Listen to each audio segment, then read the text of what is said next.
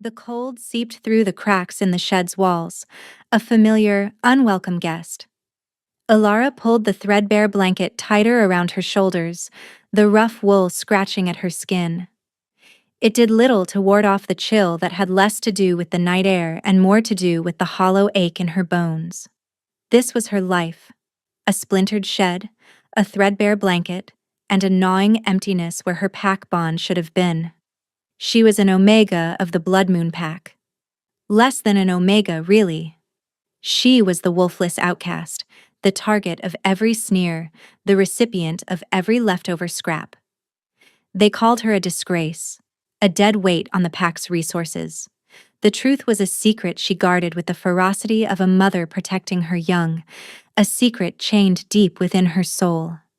A sharp rap on the flimsy wooden door made her flinch. It was too early for her chores, too late for a casual visit. No one ever visited her casually. "Get out here, filth!" Lyra's voice, sharp and cruel as broken glass, cut through the wood. Alara's heart hammered against her ribs. Lyra, the daughter of their pack's alpha, Borin, took a special, sadistic pleasure in tormenting her. She was beautiful, with fiery red hair and the arrogant confidence of the highborn, and she hated Alara with a passion that was almost religious in its fervor. Alara pushed herself to her feet, her body protesting with a litany of aches. She opened the door, keeping her eyes fixed on the muddy ground. Looking Lyra in the eye was an invitation for a slap. "The kitchens are a pigsty," Lyra sneered, her two shadows, Mare and Kala, flanking her. "Even for you, I want the floors gleaming before sunrise." "Yes, Lyra," Alara murmured, her voice barely a whisper. Lyra's lip curled. "Look at me when I'm talking to you, Omega." Slowly, Alara lifted her head. Lyra's eyes, the color of hard jade, narrowed with disgust. The slap came, fast and expected. The sting exploded across Alara's cheek, but she didn't cry out. She had learned long ago that tears only made them more vicious. "Pathetic," Lyra spat, turning on her heel. "Get to it, and don't even think about eating until I say you can." Alara watched them go, her hand rising to her throbbing cheek. The humiliation was a thick, choking bile in her throat. She took a deep, shuddering breath, pushing down the rage, the despair. She chained it all down, deep inside, right next to the far more dangerous secret she kept.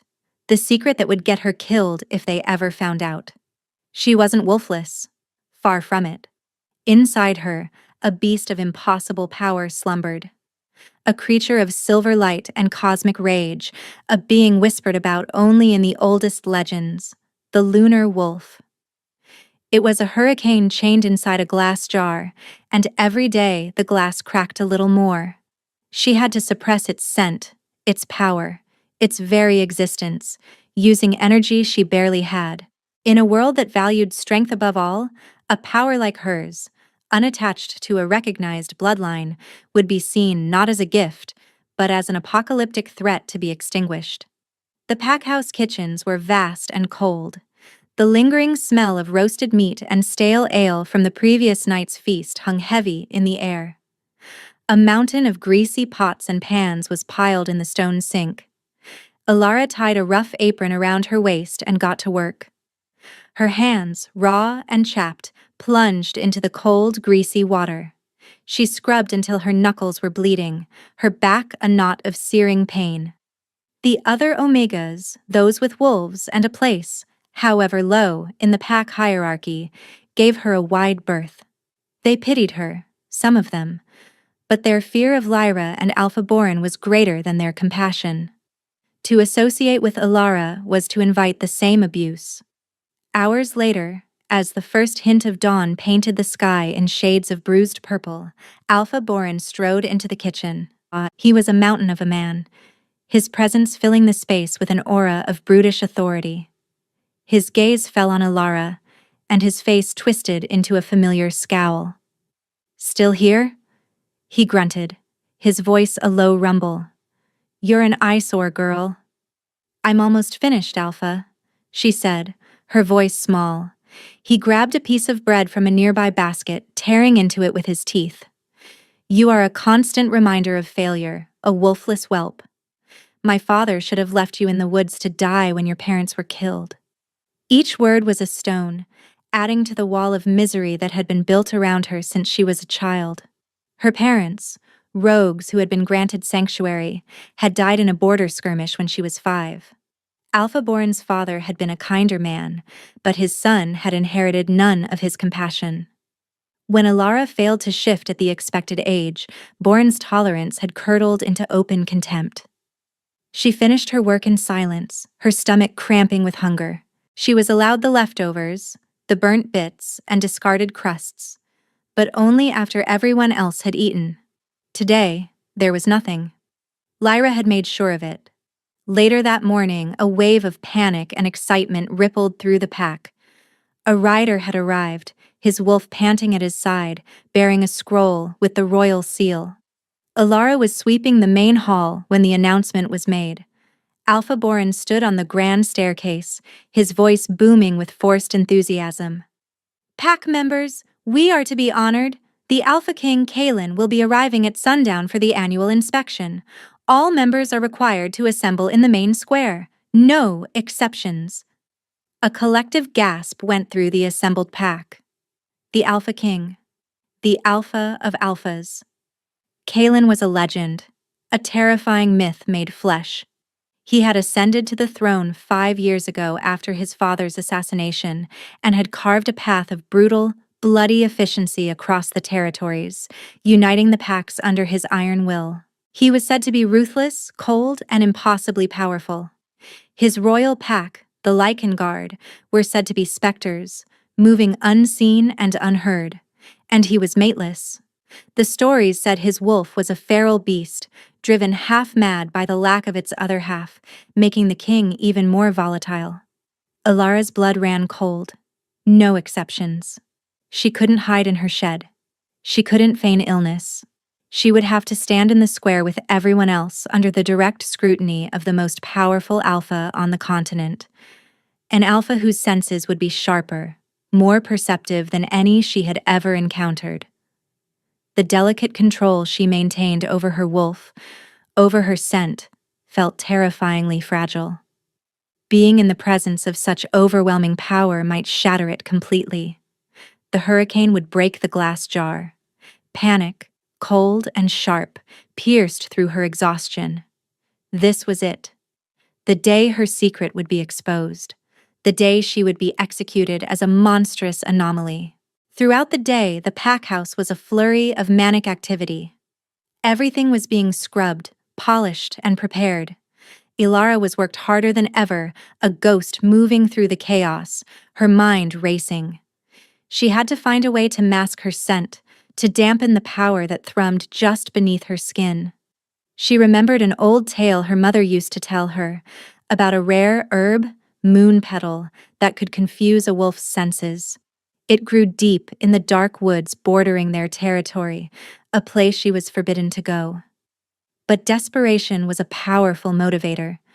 Under the cover of the frantic preparations, she slipped out of the pack house. The woods were dense and shadowed, the air thick with the smell of damp earth and pine. Fear was a cold knot in her stomach, but the fear of the Alpha King was greater. Every snap of a twig made her jump. She found the moon petals in a small shaded clearing, their pale, almost translucent flowers glowing faintly in the dim light. She crushed them in her hands, the milky, cloying sap coating her fingers. She rubbed the paste onto her pulse points, behind her ears, along her neck, praying it would be enough. The scent was strange, slightly sweet, but with an earthy bitterness. It made her own senses feel dull and clouded. As the sun began to dip below the horizon, casting long, bloody fingers of light across the sky, Alara made her way back, her heart a frantic drum. She slipped into the back of the crowd assembling in the square, pulling her thin shawl over her head, trying to make herself as small and insignificant as possible. Then he arrived. It was not a grand procession with banners and trumpets. It was a sudden, oppressive silence. The air grew thick, heavy with a power so immense it felt like the sky was pressing down on them. A low, collective growl rumbled through the assembled Blood Moon wolves as their own animals instinctively bristled at the sheer dominance rolling off the newcomers. Alpha King Kalen walked into the square, and the world seemed to hold its breath. He was even more intimidating than the legends claimed. Taller than any man she had ever seen, well over 6.5 feet, with shoulders as broad as a doorway. He was dressed in simple black leather that did nothing to hide the lethal power coiled in his frame. His face was all harsh lines and sharp angles, as if carved from granite by a merciless sculptor. But it was his eyes that stole the air from her lungs. They were a startling, luminous violet, glowing with an inner light that was utterly inhuman. They were the eyes of a predator, cold, ancient, and utterly without mercy. He was flanked by a man who had to be his beta, Riker, nearly as large and just as intimidating, his eyes scanning the crowd with cold assessment. But Kalen's focus was elsewhere. His violet gaze swept over the pack, not with interest, but with a deep, predatory weariness. He was searching, hunting. Alpha Born approached him, bowing so low his forehead nearly touched the ground. Alpha King Kalen, you honor us with your presence. Kalen didn't even look at him. His gaze continued its slow, methodical sweep of the crowd. Borin. The name was a flat, dismissive statement. Alara shrank back, trying to hide behind a burly warrior in front of her. She could feel his power like a physical force, pressing against her shields. The moon petal paste felt like a pathetic, childish ward against a tidal wave. The hurricane in her chest was stirring, rattling its chains. He started walking along the front line, his heavy boots silent on the cobblestones. His violet eyes passed over each face, a flicker of something. Disappointment? Frustration? In their depths, with each one. He was looking for his mate. The entire continent knew it. His search was relentless, a desperate 5-year quest. Alara held her breath, praying he would not come near the back. Please, just let him finish and leave. But he didn't stop at the front lines. He moved deeper into the crowd, his presence parting the wolves like a ship through water. They scrambled to get out of his way, their heads bowed in submission. He was getting closer. The air crackled around him. The scent of a raging winter storm and ancient pine trees filled her senses, cutting through the cloying smell of the moon petal. It was the most incredible thing she had ever smelled. It called to something deep inside her, something primal and forgotten. The hurricane in her chest stilled, listening. He was only a few feet away now. Alara squeezed her eyes shut, her entire body trembling. This is it. I'm dead. He passed her. Nothing happened. He walked right by. A wave of dizzying relief washed over her, so potent it almost made her knees buckle. He hadn't noticed. The herbs had worked. She was safe. But then, he stopped. He went completely still, his back ramrod straight. The oppressive aura of his power, which had been a steady, crushing weight, suddenly spiked, becoming a sharp, focused point. The warrior she was hiding behind was shoved aside as if by an invisible force. Slowly, the Alpha King turned. His violet eyes, no longer weary but blazing with a manic, feral light, locked directly onto hers. The world fell away. There was only the apocalyptic intensity of his gaze. A single word echoed in the dead silence of the square, not spoken aloud, but blasted into the minds of every wolf present. A psychic roar that shook the very foundations of their being. Mine. The word slammed into Alara with the force of a physical blow. It wasn't a claim. It was a statement of fact. An ancient truth finally spoken. The chains around her soul shattered. The hurricane broke free. The dormant lunar wolf surged forward, recognizing its other half.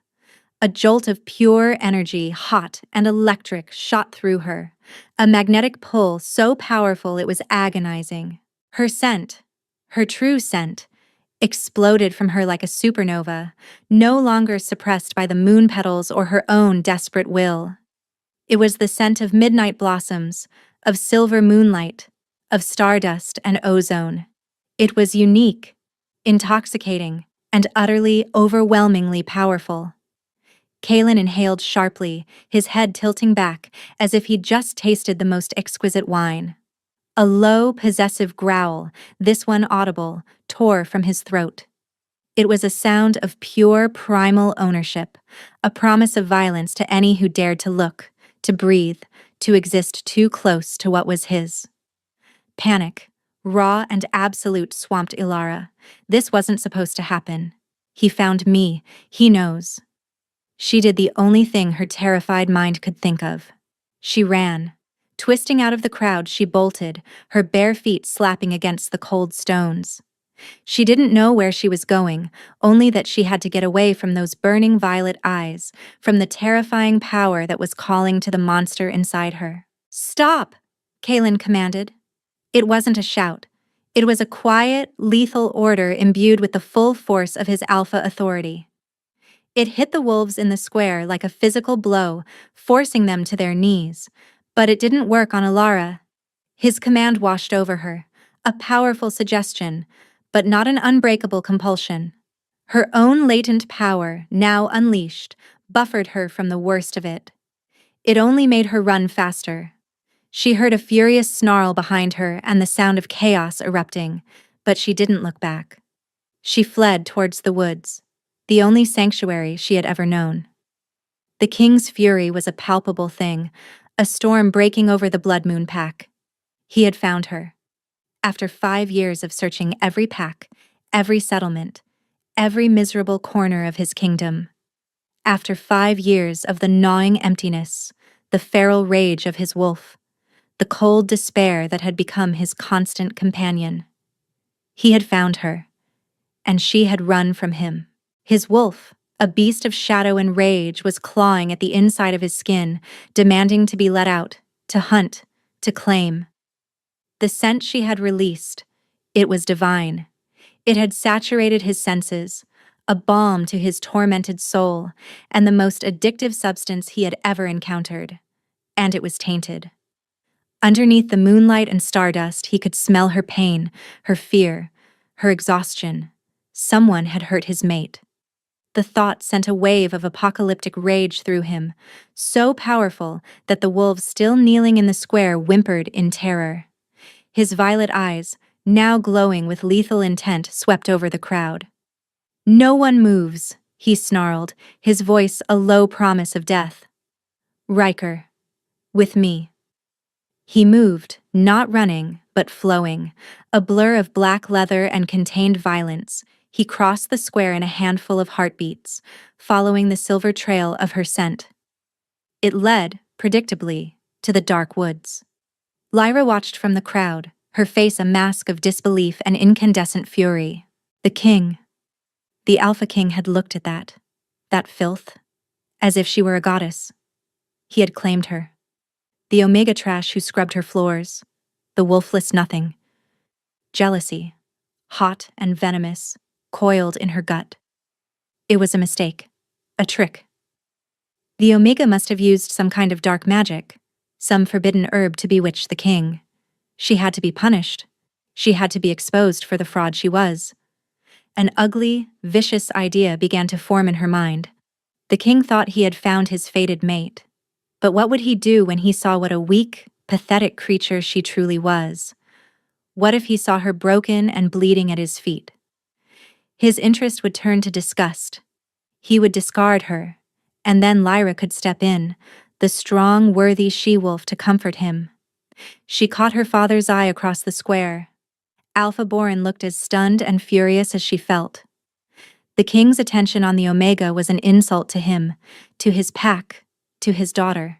Lyra gave him a subtle nod, a flicker of her eyes towards the woods. He understood. Later that night, after the king's initial furious search had turned up nothing, Ilara had vanished like a ghost into the woods she knew so well. Lyra gathered her cronies. Mara and Kala were eager, their own jealousy stoked by the king's shocking declaration. "We need to find her," Lyra hissed, her voice trembling with rage.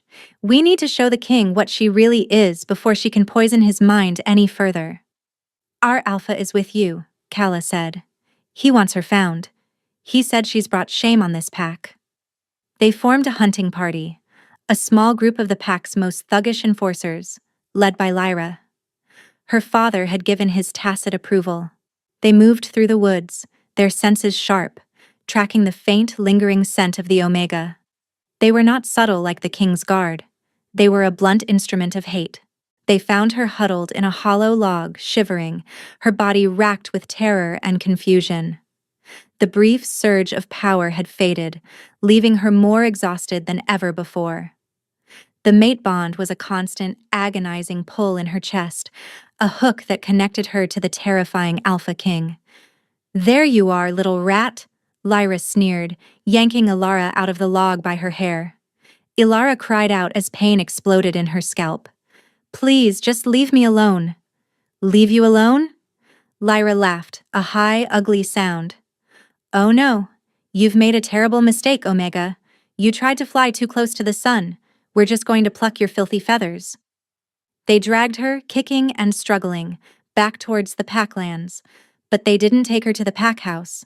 They dragged her to the training arena, a wide circular pit of dirt and bloodstains where pack warriors settled disputes. The entire pack was there. Alpha Boran stood on a raised platform, his arms crossed, his face a thunderous mask.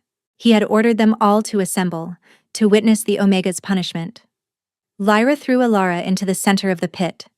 She stumbled and fell, landing hard on the packed earth. A wave of jeers and insults washed over her from the watching crowd. "This creature," Alpha Boran's voice boomed, silencing the crowd, "has brought disgrace upon us. She has attempted to deceive our king with foul scent magic." He turned his cold eyes on Ilara. "You claim to have a wolf. You claim to be worthy of the king's notice. Then prove it. Shift. Show us the mighty wolf you're hiding." The crowd took up the chant. "Shift! Shift! Shift!" Ilara scrambled backwards, shaking her head. "I can't." Lyra stepped into the pit, a cruel smile on her face. "She can't, because she's nothing. She's wolfless, a parasite." She kicked Ilara hard in the ribs. Pain, sharp and blinding, shot through Ilara's side. She gasped, curling into a ball. "Get up!" Lyra shrieked, kicking her again. "Fight back! Oh, that's right, you can't." The beating began. Lyra and her enforcers descended on her, their kicks and punches raining down. Ilara gritted her teeth, the coppery taste of blood filling her mouth. She tried to shield her head, her body screaming in agony. The pain was immense, but it was the humiliation that was breaking her. The entire pack, the people she had tried to serve despite their cruelty, were watching her be brutalized, and they were cheering. A small whimper cut through the noise. A young Omega pup, no older than 7, had darted out from the crowd. He had always been kind to Ilara, sometimes sneaking her a piece of bread when no one was looking. He stood over her, his small body trembling, trying to shield her. "Leave her alone." Lyra stopped, looking down at the pup with cold fury. "Get out of the way, you little brat." The pup stood his ground, tears streaming down his face. "No." Lyra's hand shot out, grabbing the pup by the scruff of his neck. She lifted him off the ground, his feet kicking helplessly. "Maybe you need to be taught a lesson about associating with filth." Something inside Ilara snapped. It wasn't a conscious decision. It was an instinct, ancient and absolute. The sight of the terrified child in the hands of her tormentor was the final, unforgivable sin. The pain, the fear, the years of humiliation, it all coalesced into a single point of incandescent rage. The hurricane didn't just break the glass jar, it vaporized it. A low growl rumbled in her chest, a sound that didn't come from her human throat. It was deeper, more resonant, filled with the promise of utter annihilation. Lyra froze, her eyes widening. What was that? And then the light came. It wasn't a fire or an explosion. It was a silent, impossible wave of pure, liquid silver light that erupted from Alara's body. It blasted outwards, washing over the entire arena. It wasn't hot, but it was heavy, filled with a power so ancient and immense that it felt like the weight of the moon itself descending upon them. Every wolf in the arena, from the lowest Omega to Alpha Boron himself, was slammed to their knees as if by a giant, invisible hand. The air crackled with raw, untamed power. The jeers and cheers died, replaced by a single collective gasp of absolute terror. In the center of the blinding light, Alara's form twisted and reformed. It was not the violent, bone-snapping process of a normal shift. It was fluid, graceful, silent. Her broken, battered human body dissolved into starlight and re-emerged as something else. Something legendary. The light receded, coiling back into the creature that stood where the broken Omega had been. It was a wolf. But it was like no wolf any of them had ever seen. It was enormous, larger than the largest alpha, its frame a perfect balance of lean, lethal muscle and impossible grace. Its fur was not white or gray or black. It was the color of pure molten silver, shimmering and shifting as if woven from moonlight itself.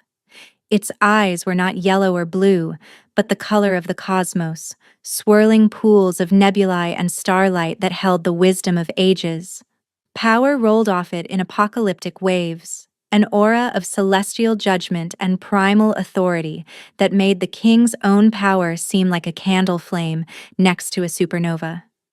This was the lunar wolf, the mate of the first alpha, the queen of all wolves, a being of myth and prophecy. Silence, absolute, terrified, reverent silence fell over the Blood Moon pack. They stared, their minds unable to process what they were seeing. Lyra had dropped the pup, who scrambled away. She was on her hands and knees, trembling uncontrollably, her face ashen with a terror so profound it had erased her cruelty completely. Alpha Boron, on his platform, looked like he had seen a god and knew he was about to be judged. A shadow fell over the entrance to the arena. Alpha King Kalen stood there, his Beta Riker at his side. He had been drawn by the sudden, impossible spike of power, a celestial flare on his mate bond senses that had nearly brought him to his knees miles away. He had followed it here. His royal pack, the Lycan Guard, materialized from the shadows around the perimeter of the arena, silent specters with glowing eyes, cutting off all escape. They had been there for hours, watching, waiting for his command. Kalen's violet eyes took in the scene, the kneeling pack, the terrified Lyra, the scent of Alara's blood on the ground, and in the center of it all, the magnificent celestial being that was his mate, his queen. His wolf sang in his soul, a chorus of triumph, reverence, and murderous rage.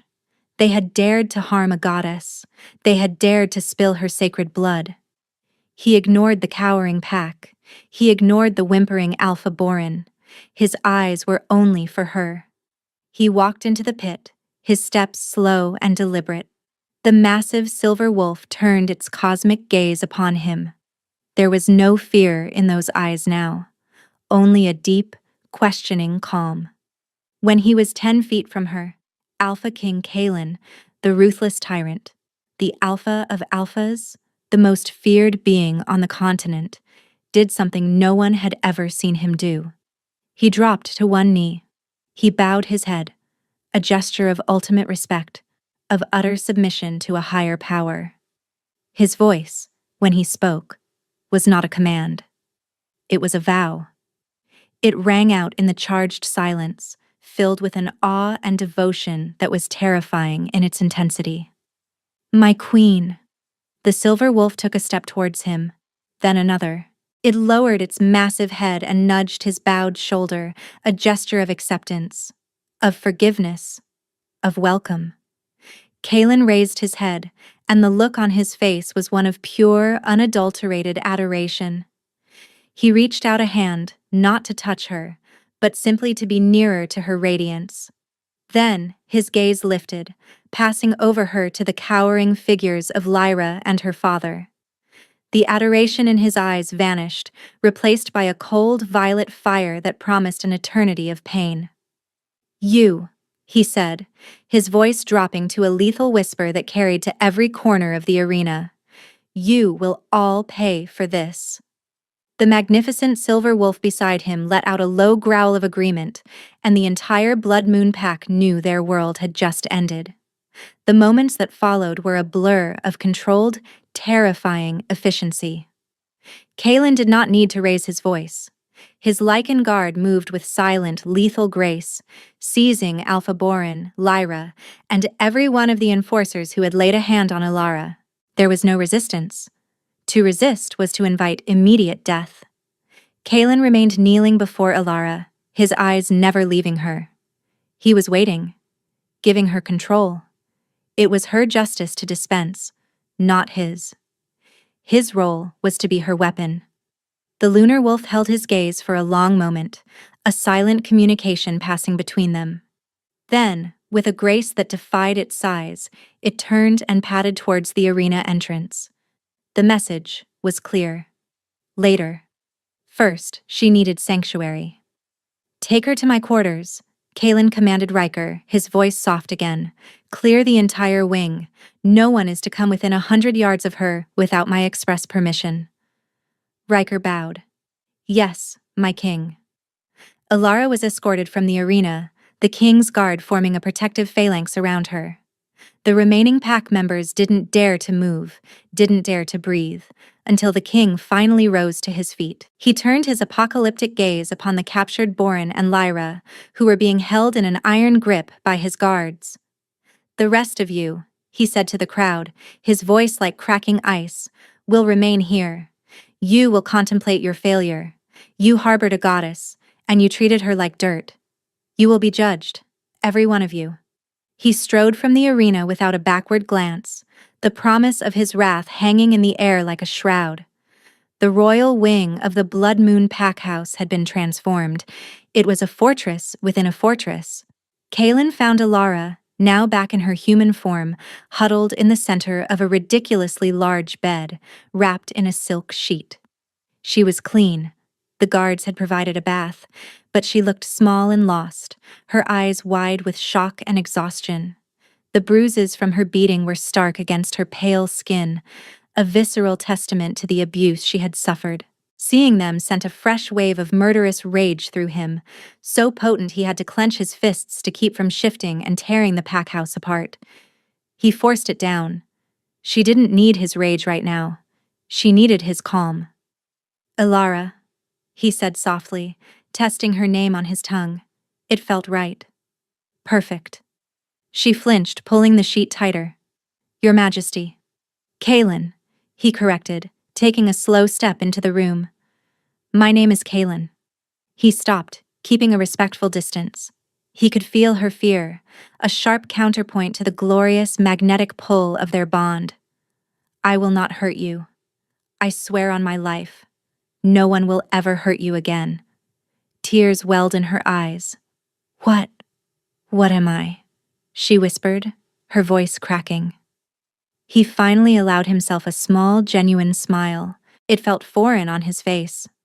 "You are my queen," he said, his voice thick with reverence. "You are the lunar wolf. A legend. A prophecy I had given up hope of ever seeing fulfilled." He sat on a chair across the room, giving her space. He began to explain, his voice a low, steady rumble. He told her the ancient stories, the lore passed down through the royal line.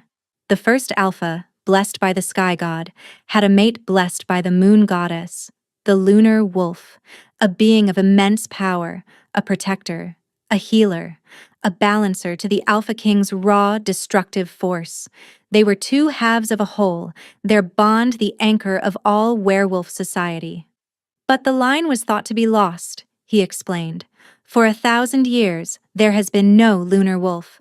The Alpha Kings grew colder, more brutal, their wolves unbalanced without their celestial mate. "My wolf," He has been a feral beast my entire life, until today, until he found you. Alara listened, her mind reeling. A queen? A goddess? It was impossible. She was Alara, the Omega, the filth who scrubbed floors. Yet, she could still feel the echo of that immense power inside her, the calm, wise presence of the silver wolf. It wasn't a monster. It was her. Why me? She asked, her voice trembling. My parents were rogues.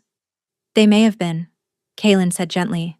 But somewhere in your bloodline, the power of the moon goddess lay dormant, waiting. It chose you, Alara. And the bond, it chose us. He gestured between them.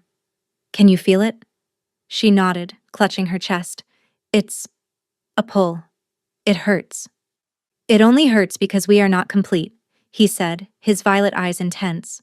It is a call for union, for proximity. It will ease. He paused. I know this is overwhelming. All you need to know right now is this. You are safe. You are cherished. And you have absolute authority. The next day was the day of judgment. The training arena was transformed. A throne had been brought from the pack house and placed on the platform where Alpha Boran had stood. Kaelin led Alara, dressed in a simple but elegant silver gown one of his guards had procured, to the platform. He didn't take the throne. He gestured for her to sit. She hesitated. I can't. You can, he said, his voice firm but kind. This is your justice. He remained standing beside the throne, a silent, formidable guard. Her guard, Alpha Boran, Lyra, and the enforcers were dragged into the center of the pit. They looked broken, their arrogance shattered by a night in the king's custody, and the dawning, terrifying reality of their situation. Alpha Boran of the Blood Moon Pack. Kaelin's voice boomed, devoid of any warmth. You are charged with treason. You harbored the Lunar Queen, and you not only failed to recognize her, you actively abused her, allowed her to be abused, and orchestrated a public assault against her person. Boran fell to his knees. Mercy, my king. I didn't know. How could I have known? Ignorance is not a defense, Kaelin roared, his power slamming into the man. You were cruel, because you are a cruel man. You were a bully because you are weak. Your alpha title is a sham. You are unworthy. He looked to Alara. My queen. What is your judgment? All eyes turned to her. The entire pack, still assembled, held their breath. Alara looked at the man who had made her life a living hell. She saw no remorse in his eyes, only fear for himself. She thought of the cold, the hunger, the endless degradation. She stood, her voice clear and steady, imbued with an authority she didn't know she possessed. You stripped me of my dignity. You denied me a place in my pack. You will learn what it is to have nothing. She looked at Kaelin. Strip him of his title, his power, his name. Let him live out his days in the deepest cell of your darkest prison, with no one to speak his name until he is forgotten by the world. A murmur of shock went through the crowd. It was a fate worse than death for a proud alpha. Kaelin nodded, a grimly satisfied look on his face. As the queen commands.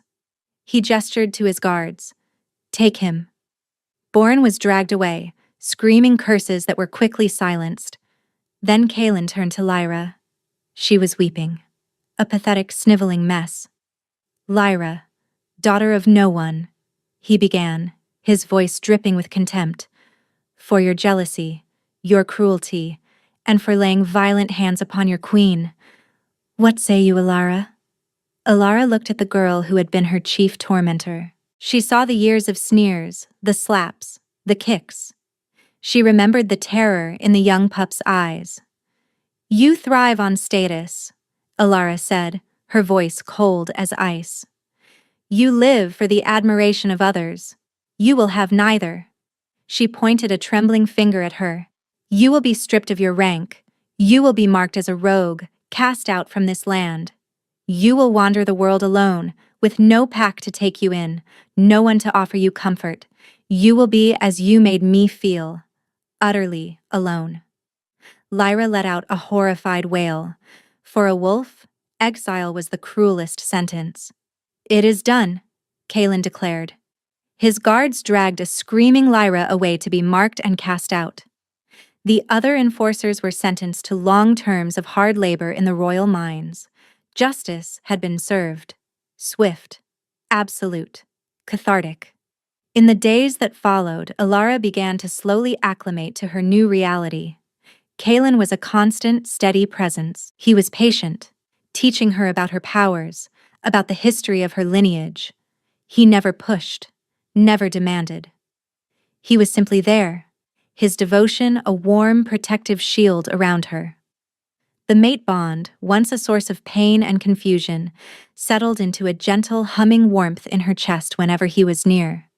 It was a current of shared emotion, of deep, instinctual understanding. She could feel his adoration, his protectiveness, and underneath it all, a deep well of loneliness that her presence was finally beginning to fill. She was learning to accept the silver wolf within her. It was not a separate entity, but a part of her soul, the source of her strength, her wisdom, her power.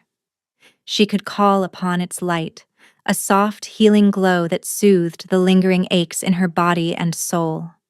They were preparing to leave the Blood Moon Pack, now under the temporary command of Riker until a suitable new alpha could be chosen, and return to the capital. Alara was in her opulent chambers, looking at her reflection in a large, silver-gilded mirror. She barely recognized the woman staring back. Her eyes were brighter, her skin had a healthy glow, and she stood taller, the perpetual fear in her posture replaced by a quiet confidence. A faint sound from the adjoining room, a soft scrape, pulled her from her thoughts. Kalen was in a meeting with Riker. She was supposed to be alone. She frowned, her senses, now incredibly sharp, on high alert. The scent in the air was wrong. It was faint, masked by some kind of alchemical agent, but underneath it, she smelled ambition and a bitter, venomous jealousy. The door to her chambers creaked open. A man she vaguely recognized from the King's Council stepped inside. He was tall, aristocratic, with cold, calculating eyes, Lord Valerius, a distant cousin of the king. He held a small, ornate crossbow, the bolt tipped with a sinister black substance, wolfsbane concentrate, lethal. "Lunar Queen," he said, his voice a silky, condescending purr. "A beautiful myth. But a myth that is inconveniently real." Ilara's heart hammered, but it was not the helpless terror of the Omega in the shed. It was the alert readiness of a predator. "Valerius, what is the meaning of this?" "The meaning?" He raised the crossbow. "The meaning is that the throne should have been mine. Kalen is too sentimental, too distracted by his pathetic quest for a mate. With him gone, and his little prophecy neutralized," he gestured at her with the weapon, "the council would have no choice but to name me as his successor." He had planned to assassinate the king. Her arrival had complicated his plans. He had to eliminate her first. "You think you can kill me and get away with it?" she asked, her voice dangerously calm. She was stalling, her mind racing. The silver wolf inside her was awake, watching, waiting. "Oh, I'm quite sure," Valerius sneered. "A tragic accident. The unstable Omega, unable to control her newfound power, imploded. Sad, really. Now hold still. This will be much less messy if you don't struggle." He aimed the crossbow at her heart. Alara didn't scream. She didn't cower. She smiled, a cold, feral, beautiful smile. "You are a fool," she said. And she unleashed her power. It wasn't the uncontrolled explosive wave from the arena. This was focused, controlled. She didn't shift. Instead, she reached for the moonlight, even though it was daytime. The power of the lunar wolf was not dependent on the moon's physical presence, but on its celestial essence. The room plunged into an unnatural twilight. Beams of pure, silver energy, as solid as steel, shot from the shadows, wrapping around Valerius's arms and legs. They were not ropes. They were tendrils of solidified moonlight, cold and unyielding. He cried out in shock as the crossbow was wrenched from his grasp, clattering to the floor. He struggled, but the bonds held him fast, pinning him like an insect in a web. "What is this sorcery?"